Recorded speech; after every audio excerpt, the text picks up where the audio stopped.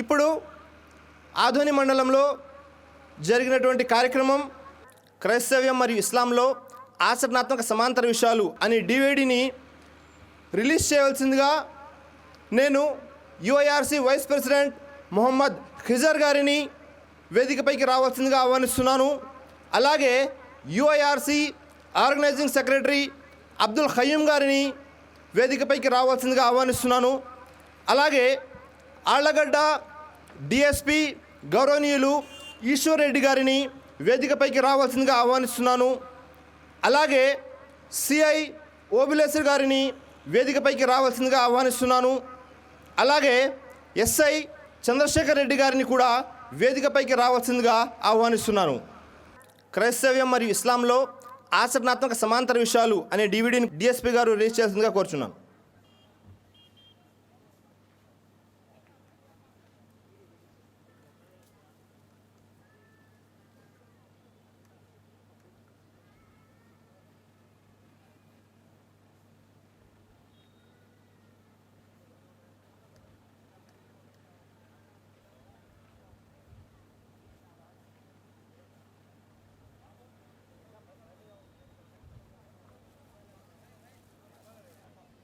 ఇప్పుడు నేటి కార్యక్రమం గురించి గౌరవనీయులు డిఎస్పి ఈశ్వర్ రెడ్డి గారు తమ యొక్క అభిప్రాయం తెలియజేయాల్సిందిగా కోరుచున్నాను. ఈ కార్యక్రమానికి విచ్చేసిన పెద్దలు, ఈ కార్యక్రమంలో ముఖ్య వక్తలు మరియు ఈ డయాస్ మీదకు విచ్చేసిన పెద్దలందరికీ, అలాగే ఈ కార్యక్రమానికి విచ్చేసిన అశేషమైన మీ అందరికీ మనస్ఫూర్తిగా నమస్కారం తెలియజేస్తున్నాను. ఇటువంటి మంచి కార్యక్రమాలు మన ఆళ్ళగడ్డలో జరగడం అనేది నిజంగా మన అదృష్టం. ముఖ్య విషయం ఏమంటే, ఇందులో నాకు బాగా నచ్చిన విషయము, చాలామందికి అన్నీ తెలుసు అనుకొని మాట్లాడుతూ ఉంటారు. ఇక్కడికి వచ్చిన తర్వాత తెలుస్తుంది, వీరి సంభాషణ విన్న తర్వాత మనకు కూడా ఎన్నో విషయాలు అంటే 1% కూడా తెలియదు. యాక్చువల్గా నేనే అనుకునేవాడిని నాకు చాలా తెలుసు అని. హిందూ మతం గురించి, శ్లోకాల గురించి, అలాగే ఉపనిషత్తుల గురించి, వేదాల గురించి చాలా నాలెడ్జ్ నాకు ఉందని అనుకునేవాడిని. ఇక్కడికి వచ్చిన తర్వాత వీళ్ళు చెప్పే ఉదాహరణలు వీళ్ళు చూసిన తర్వాత నిజంగా నాకు తెలిసింది గోరంత, ఈయనకు తెలిసింది కొండంత అని తెలిసిపోతుంది. కాబట్టి మంచి ఎవరు చెప్పినా మనది ఏ మతం అని కాదు, అందరిది ఒకటే మతం, అన్ని మతాల సారాంశం ఒకటే అనేదే మన వాళ్ళు ముఖ్యంగా చెప్పేది. దానికి రకరకాల కారణాల వల్ల మధ్యలో ఎన్నో కొంతమంది స్వార్థపరుల వల్ల మత విద్వేషాలు, అలాగే మతంలో కొన్ని తేడాలు అన్నీ తీసుకొచ్చేసి ఒకటే మతంలోనే మళ్ళా శాఖలు, ఉపశాఖలు అన్నీ మనిషికి ఒక తెలివి ప్రకారం వచ్చేసి వాడి ఐడియా ప్రకారం కొత్త కొత్త మతాలు, కొత్త కొత్త ఆలోచనలు, ఈ రకంగా వచ్చేసి మానవత్వం అంతా మంట కలిసిపోయి డిస్ప్యూట్స్ అన్ని ప్రాబ్లమ్స్ స్టార్ట్ అయ్యాయి. ఇవన్నీ కాకుండా మా అన్ని మతాల సారాంశం ఒకటే అని చాలా గొప్పగా చెప్తున్నారు. వారి సేవ నిజంగా ఈ కాలానికి ఎంతో అవసరము. మనుషులంతా ఒకటే, పక్కవాడు ముస్లిమా, హిందువా, క్రిస్టియనా, సిక్కా అనే చూడకుండా పక్కవాడికి మంచిగా సహాయంగా ఉండాలనేదే ముస్లిం మతం యొక్క సారాంశం అని గొప్పగా చెప్పారు.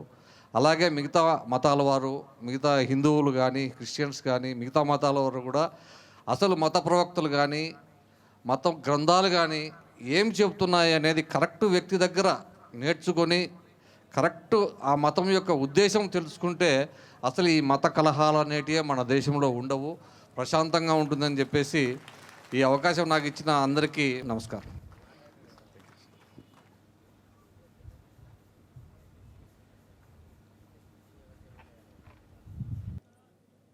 జజాకల్లా ఖైర్. సోదరులారా, ఇప్పటి వరకు మీరందరూ కూడా ఎంతో ఆసక్తిగా ఎదురుచూస్తున్నటువంటి ప్రశ్నోత్తరాల సరళిని ప్రారంభిస్తున్నాను. మనకున్నటువంటి తక్కువ సమయంలో ఎక్కువ లాభాన్ని పొందడానికి కొన్ని నియమ నిబంధనలు నేను మీకు తెలియజేస్తాను. ప్రశ్నలు అడిగేవారు తెలుగులో మాత్రమే అడగవలెను, నేటి అంశంపై మాత్రమే అడగవలెను. ఒకటి కన్నా ఎక్కువ ప్రశ్నలుంటే తిరిగి క్యూ పద్ధతితో నిలబడవలెను. ఈ సభను శాంతియుతంగా కొనసాగిస్తారని నేను ఆశిస్తున్నాను. ఇప్పుడు మొదటి ప్రశ్న సోదరుడు షఫీ గారి కొరకు. అస్సలామలైకుం. నా పేరు అలీ. నా ప్రశ్న షఫీ సార్ గారికి. మాకు కొంతమంది స్నేహితులు మీరు అబద్ధ బోధకులు, క్రీస్తు విరోధులు అంటున్నారు. మరి వారికి సమాధానం ఎలా చెప్పాలి? సోదరులు చక్కటి ప్రశ్న అడగడం జరిగింది. ఎప్పుడైతే మరి వారి క్రైస్తవ సోదరులు మీరు అబద్ధ బోధకులు అని, క్రీస్తు విరోధులు అని అంటున్నారు, వారికి ఎలా సమాధానం చెప్పాలి? మరి క్రైస్తవ సోదరులు కొంతమంది ఎందుకు అంటున్నారు మీరు అబద్ధ బోధకులని, మీరు క్రీస్తు విరోధులని ఎందుకు అని అంటున్నారంటే, యేసు సృష్టికర్తన దేవుడు కాదు, యేసు దేవుని యొక్క కన్న కుమారుడు కాదు, యేసు దేవుని యొక్క క్రీస్తు దేవుని ప్రవక్త అని ఏదైతే ప్రచారం జరుగుతుందో ఈ విషయాన్ని చూసి మీరు అబద్ధ బోధకులు అబద్ధాన్ని బోధిస్తున్నారు, మీరు క్రీస్తు విరోధులు అని సర్వసాధారణంగా అంటూ ఉంటారు. కానీ వాస్తవానికి బైబిల్ ఈ విషయంలో ఏమంటుంది? అసలు అబద్ధ బోధకులు ఎవరు అబద్ధాన్ని బోధిస్తున్నారు? క్రీస్తు విరోధులు ఎవరు? క్రీస్తుకు విరోధులుగా ఉన్నది ఎవరు? దీనికి బైబిల్ ఇస్తున్నటువంటి సమాధానం ఏమిటి? ఈ విషయాన్ని మనం పరిశీలించినట్లయితే యోహాను రాసినటువంటి మొదటి పత్రిక 2వ అధ్యాయం 22వ వాక్యంలో స్పష్టంగా తెలియజేయడం జరిగింది. అదేమిటి? యేసు క్రీస్తు కాడని చెప్పువాడు తప్ప ఎవడు అబద్ధికుడు? యేసు క్రీస్తు కాడు అని ఎవరైతే చెప్తాడో అతను అబద్ధికుడు అని స్పష్టంగా అక్కడ ఉంది. మరియు మొదటి యోహాను పత్రిక 5వ అధ్యాయం 1వ వాక్యంలో చూసినట్లయితే యేసు క్రీస్తు అని నమ్మువాడు దేవుని మూలంగా పుట్టినవాడు, యేసును క్రీస్తు అని నమ్మినవాడు దేవుని మూలంగా పుట్టినటువంటి వాడని స్పష్టంగా ఉంది. అంటే ఇక్కడ మనకు తెలిసే విషయం ఏమిటంటే యేసు ఎవరు? యేసు క్రీస్తు. యేసు క్రీస్తు అంటే ఏమిటి? యేసు అభిషిక్తుడు, అభిషేకించబడినవాడు. అంటే ప్రజలకి సువార్త ప్రకటించడం కొరకు దేవుడు యేసుని ఎన్నుకున్నాడు. ఈ విషయంలో ఖురాన్ ఏమంటుంది? ఖురాన్ సూర మాయిదా 5వ సూర 75వ వాక్యం ప్రశ్నించినట్లయితే మల్ మసీహ్ ఇబ్ను మరియం ఇల్లా రసూల్, మరియం కుమారుడైనటువంటి మసీహ్ మెస్సయ్య క్రీస్తు ఒక ప్రవక్త అని సాక్ష్యం చెప్తుంది. ముస్లిం సహోదరులు విశ్వసిస్తున్నారు. యేసు క్రీస్తు కాడు అనేవారు అబద్ధికులు. యేసు క్రీస్తు అని ముస్లిం సహోదరులు నమ్ముతున్నారు, ప్రచారం కూడా చేస్తున్నారు. మరి యేసు క్రీస్తు కాదని చెప్తున్నది ఎవరు? ప్రపంచంలో యూదులు యేసును క్రీస్తుగా విశ్వసించలేదు. యేసు క్రీస్తు కాడు అని ప్రచారం కూడా చేస్తుంది ఎవరంటే యూదులు. మరియు ప్రపంచంలో ఉన్నటువంటి అనేక మంది క్రైస్తవ సోదరులు యేసు గురించి యేసు క్రీస్తు మాత్రమే కాదు, అంతకన్నా ఎక్కువే ఆ యేసు సాక్షాత్తు దేవుడే, దేవుడితో సమానమైన వాడు అని చెప్పి వారు కూడా వాక్య విరుద్ధమైనటువంటి విషయాన్ని బోధించడం జరుగుతుంది. ముస్లింల విశ్వాసము యేసు క్రీస్తు అనే, యేసు బోధకుడనే, యేసు ప్రవక్త మెస్సయ్య అనే విశ్వాసం. కాబట్టి అబద్ధ బోధకులు ఎవరు? యేసు క్రీస్తు కాడనే యూదులు, యేసు క్రీస్తు మాత్రమే కాడు, సాక్షాత్తు దేవుడు, దేవుడితో సమానమైన వాడు అని ఎవరైతే బోధిస్తున్నారో వారు అబద్ధ బోధకులని బైబిల్ సాక్ష్యం చెప్తుంది. మరొక విషయాన్ని చూసినట్లయితే క్రీస్తు విరోధులు అని అంటున్నారు. క్రీస్తు విరోధులు ఎవరు? దీని గురించి బైబిల్లో 2వ యోహాను పత్రిక 1వ అధ్యాయం 7-8 వాక్యాలు పరిశీలించినట్లయితే అక్కడ స్పష్టంగా ఉన్న విషయము, యేసుక్రీస్తు శరీరధారి అయి వచ్చెనని ఒప్పుకొనని వంచకులు అనేకులు లోకంలో బయలుదేరి ఉన్నారు, అట్టివాడే వంచకుడును క్రీస్తు విరోధుని అయి ఉన్నాడు. ఎవరట క్రీస్తు విరోధి? ఎవరు వంచకుడు? ఎవరైతే యేసుక్రీస్తు శరీరధారి అయి వచ్చాడు అని ఒప్పుకోడో అతను వంచకుడు, అతను క్రీస్తు విరోధి. యేసు శరీరధారి అయి భూమి మీదకి వచ్చారు. ప్రతి మానవుడు కూడాను ఈ భూమి మీదకి రాకముందు ఆత్మరూపంలో దేవుని వద్ద ఉన్నారు. ప్రతి మానవుని యొక్క ఆత్మ శరీరాన్ని ధరించే భూమి మీదకి వచ్చింది. యేసుక్రీస్తు కూడా శరీరధారి అయి భూమి మీదకి వచ్చాడు అన్నదే ముస్లింల యొక్క విశ్వాసం. కానీ కొంతమంది ఏమంటున్నారంటే యేసుక్రీస్తు శరీరధారి అయి భూమి మీదకి వచ్చాడు అని కాకుండా సాక్షాత్తు దేవుడే శరీరధారి అయి భూమి మీదకి వచ్చాడు యేసులాగా అని అంటున్నారు. ఇలా ఎవరైతే బోధిస్తున్నారో వారు క్రీస్తు విరోధులు. వచ్చింది యేసు శరీరధారి వచ్చాడే తప్ప దేవుడు శరీరధారి అయి భూమి మీదకి వచ్చాడు అన్నది ఇది వాస్తవమైనటువంటి విషయం కాదు. అయితే ఆ తర్వాత 2వ యోహాను పత్రిక 1వ అధ్యాయం 9, 10, 11 వాక్యాలు పరిశీలిస్తే అక్కడ స్పష్టంగా ఉన్న విషయం ఏంటంటే యేసు బోధ యందు ఎవరైతే నిలిచి ఉండగా ముందుకు సాగి వెళ్ళిపోతారో అలాంటి వారు దేవుణ్ణి నమ్మిన వారు కాదు. యేసు బోధ ఏమిటి?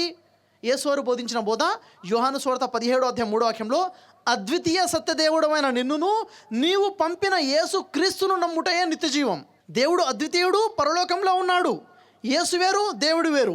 యేసుని దేవుడు పంపించాడు, యేసు క్రీస్తు అని నమ్మడం ఇది యేసు బోధ. ఈ యేసు బోధ యందు నిలిచి ఉండక ఎవరైతే ముందుకు సాగి వెళ్ళిపోతారో, యేసు క్రీస్తు మాత్రమే కాదు యేసు కూడా దేవుడే అని ముందుకెళ్తారో అలాంటి వారు దేవుణ్ణి నమ్మనటువంటి వారు. ఎవరైతే యేసు బోధయందు నిలిచి ఉంటారో వారు దేవుణ్ణి నమ్మినవారు, యేసును నమ్మినవారు. ఈరోజు ప్రపంచ ముస్లింలందరూ కూడా యేసు బోధయందు నిలిచి ఉన్నారు. ఏమని? దేవుడు ఒక్కడే అద్వితీయుడు అని, యేసు క్రీస్తు మెసయ్య ప్రవక్త బోధకుడని, యేసు తర్వాత ముహమ్మద్ ప్రవక్త వచ్చారని యేసు బోధయందు నిలిచి ఉన్నారు ప్రపంచ ముస్లింలు. వారు దేవుణ్ణి, యేసును నమ్మినటువంటి వారు. ఆ తర్వాత యేసు వారు అంటున్నారు 2 యోహాను పత్రిక 1వ అధ్యాయము 9-10 వాక్యాలలో యేసువారు అంటున్నారు, ఎవరైతే నా బోధ తేక మీ వద్దకు వస్తారో, యేసువారు ఇచ్చిన బోధ దేవుడు ఒక్కడే అద్వితీయుడని, యేసు క్రీస్తు ప్రవక్త అని, ఈ బోధ కాకుండా వేరే బోధ తీసుకుని మీ వద్దకు వస్తారో వారిని మీ ఇంట చేర్చుకొనకూడదు, వారికి శుభమని మీరు చెప్పకూడదు. వారికి ఎవరైతే శుభమని చెబుతారో వారు కూడా వారి దుష్క్రియలో పాలువారవుతారు అని హెచ్చరిక కూడా ఉంది. ఈరోజు యేసు స్థానాన్ని తగ్గించి యేసు క్రీస్తు కాదు, యేసు మెస్సయ్య కాదు, యేసు ప్రవక్త కాదు అనే యూదుల పక్షాన చేరినా, యేసు క్రీస్తు మాత్రమే కాదు, యేసు సాక్షాత్తు దేవుడే అన్న అలా బోధ చేసేవారు అబద్ధ బోధకులు, క్రీస్తు విరోధులు అన్న విషయం మనం బైబిల్ వాక్యాల వెలుగులో తెలుస్తుంది. కాబట్టి మీ ప్రశ్నకు సమాధానం లభించిందని ఆశిస్తున్నాను. జజాకల్లా ఖైర్. ఇప్పుడు రెండో ప్రశ్న సోదరులు షఫీ గారి కొరకు. పాపాలు క్షమించుటకు భూమి మీద యేసుకు అధికారం ఉన్నది. దేవుడు కాకపోతే పాపాలు ఎలా క్షమించగలడు? సోదరుడు చక్కటి ప్రశ్న అడిగారు. యేసువారికి భూమి మీద పాపాలు క్షమించే అధికారం ఉన్నది, మరి యేసు దేవుడు కాకపోతే పాపాలు క్షమించే అధికారం ఎలా ఉంది అని అడుగుతున్నారు. యేసువారికి పాపాలు క్షమించే అధికారం ఉన్నది అన్న ఈ ప్రస్తావన మనకి మార్కు సువార్త 2వ అధ్యాయం 10వ వాక్యంలో మనకు కనిపిస్తుంది. యేసువారు స్వయంగా అంటున్నారు, మనుష్య కుమారునికి భూమి మీద పాపాలు క్షమించే అధికారం ఉన్నది అన్న విషయం అంటున్నారు. మరి ఇక్కడ తెలిసే విషయం అంటే యేసువారికి పాపాలు క్షమించే అధికారం ఉన్నది. పాపాలు క్షమించే అధికారం ఉన్నంత మాత్రాన యేసుని దేవుడిగా విశ్వసించాలా? ఎవరికైనా పాపాలు క్షమించే అధికారం ఉంటే వారు దేవుడిగా మారిపోతారా, దేవుడు అయిపోతారా అన్నది ప్రశ్న. బైబిల్ని మనం పరిశీలించి చదవకపోతే ఇలాంటి ప్రశ్నలే వస్తుంటాయి. బైబిల్ని పరిశీలించి చదివితే తెలిసే విషయం ఏమిటంటే, బైబిల్లో యేసువారు స్వయంగా చెప్తున్నారు. మత్తయి సువార్త 6వ అధ్యాయంలో యేసువారు పరలోక ప్రార్థన గురించి చెబుతూ 14-15 వాక్యాలలో యేసువారు అంటున్నారు. ఏమన్నారు తెలుసా? మనుష్యుల అపరాధములను మీరు క్షమించిన ఎడల పరలోకపు దేవుడు మీ అపరాధములను క్షమిస్తాడు. మీరు మనుష్యుల అపరాధములు క్షమించని ఎడల పరలోకంలో ఉన్న దేవుడు మీ అపరాధాలు క్షమించడు. అంటే ఇక్కడ ఏం తెలుస్తుంది? మీ పట్ల ప్రజలు, మనుషులు, మీతో పాటు ఉన్నవారు ఏదన్నా తప్పు చేస్తే, మీ ఎడల ఏదన్నా పొరపాటు చేస్తే, మీరు గనక వారిని క్షమించినట్లయితే, వారి అపరాధాలు, వారి తప్పులు క్షమిస్తే, మీ దేవుడు మీ అపరాధాలు, మీ పాపాలు క్షమిస్తాడు. మీరు వారి అపరాధాలు క్షమించకపోతే దేవుడు మీ అపరాధాలు క్షమించడని యేసువారు స్వయంగా చెప్తున్నారు.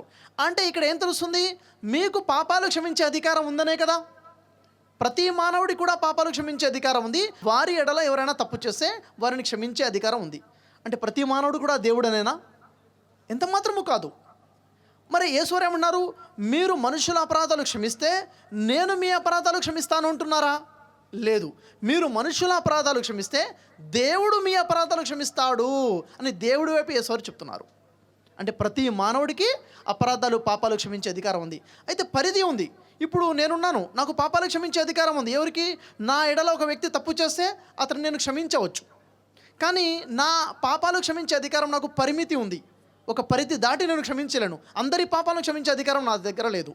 నా ఎడల తప్పు చేసిన వారి పాపాలను నేను క్షమిస్తాను.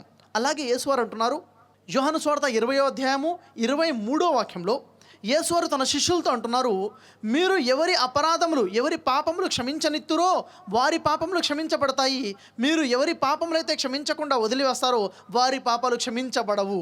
అంటే యేసుకే కాదు, యేసు శిష్యులకు కూడా పాపాలు క్షమించే అధికారం ఉంది. యేసు శిష్యులు ఎవరి పాపాలు అయితే క్షమిస్తారో వారి పాపాలు క్షమించబడతాయని, ఎవరి పాపాలు క్షమించబడరో వారి పాపాలు క్షమించబడవు అని. అయితే మరి యేసువారికి పాపాలు క్షమించే అధికారం ఉందే, మరి యేసువారికి అపరిమితంగా పాపాలు క్షమించే అధికారం ఉందా? ఎవరి పాపాలైనా క్షమించగలుగుతారా?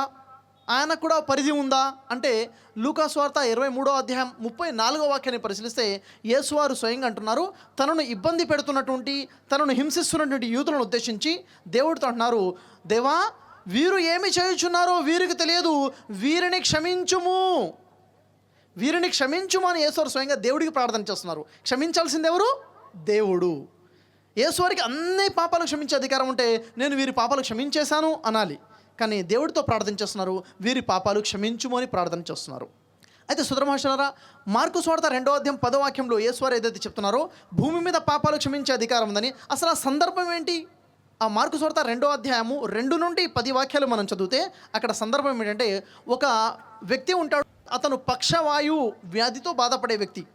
ఆ వ్యక్తి యేసు వద్దకు వస్తే యేసువారు అతనికి స్వస్థత కల్పించి అతనితో అంటున్నారు, అతని విశ్వాసమును బట్టి అంటున్నారు, నీ విశ్వాసమును బట్టి నీ పాపంలో క్షమించబడి ఉన్నవి అంటున్నారు. అతని పాపాలు ఎలా క్షమించబడ్డాయి? అతని విశ్వాసాన్ని బట్టి అతని పాపాలు క్షమించబడి ఉన్నాయి. ఆ మాట యేసువారు అతనికి చెప్తున్నారు.